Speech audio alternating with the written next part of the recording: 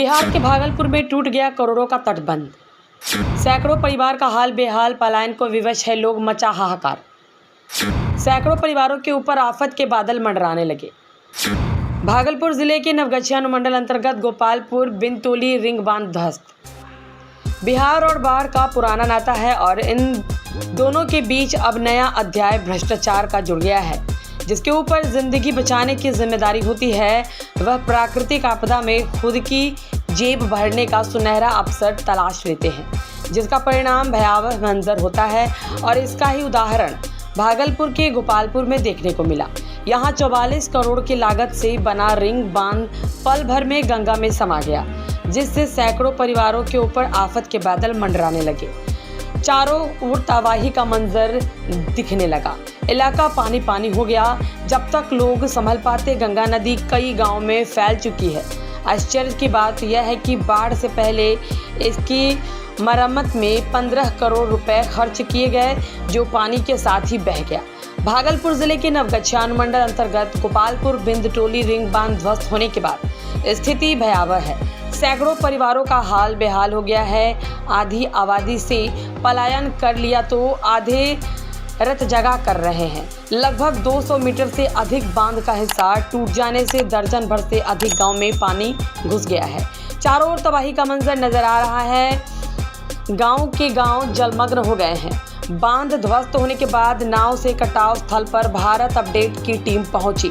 यहां बेहद ही भयावह तस्वीर देखने को मिली। कटाव का दायरा लगातार बढ़ता जा रहा था। कई घर इसकी चपेट में आ गए हैं। बांध पर रह रहे विस्थापित बाढ़ पीड़ितों का लगातार पलायन जारी है। बता दें कि इस बांध को 2008 में 44 करोड़ की लागत से बनवाया गया था, ताकि जो दर्जनों गांव बाढ़ की त्रासदी झेलता है उसका बचाव हो सके। इस वर्ष इस बांध पर कटाव रोधी कार्य में 15 करोड़ खर्च हुए, लेकिन बांध भ्रष्टाचार की भेंट चढ़ गया। अभी गंगा का जलस्तर यहाँ खतरे के निशान से 58 सेंटीमीटर ऊपर बह रहा है।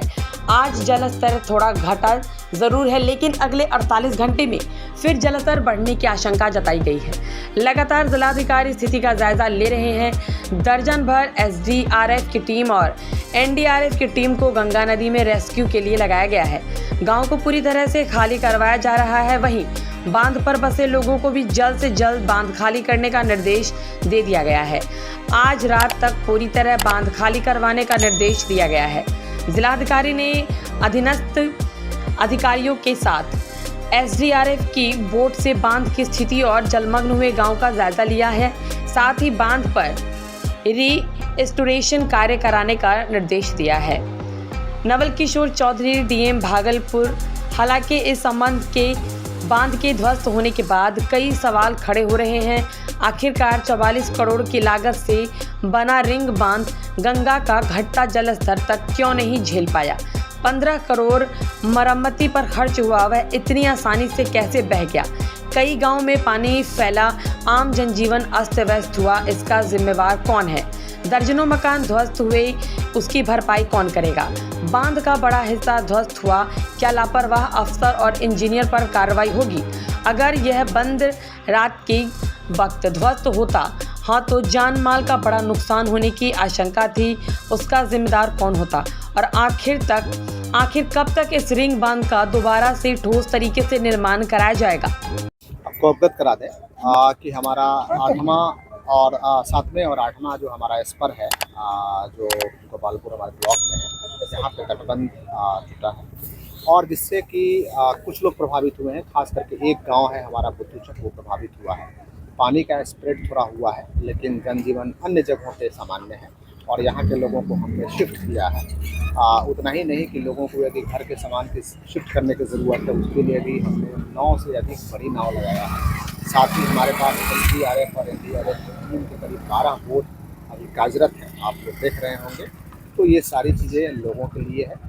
मैं आम लोगों से आपके माध्यम से ये अपील जरूर करूंगा कि हमारे सभी पदाधिकारियों को इस बांध के मजबूतीकरण में सहयोग करें, ताकि इस बांध को जो भी हमारा ब्रिज हुआ है इसको हम जल्द से जल्द आपको अवगत करा दें कि बांध पे जो परिवार हैं, इनमें से मैक्सिमम के पास ज़मीन है और उनके पास घर भी है।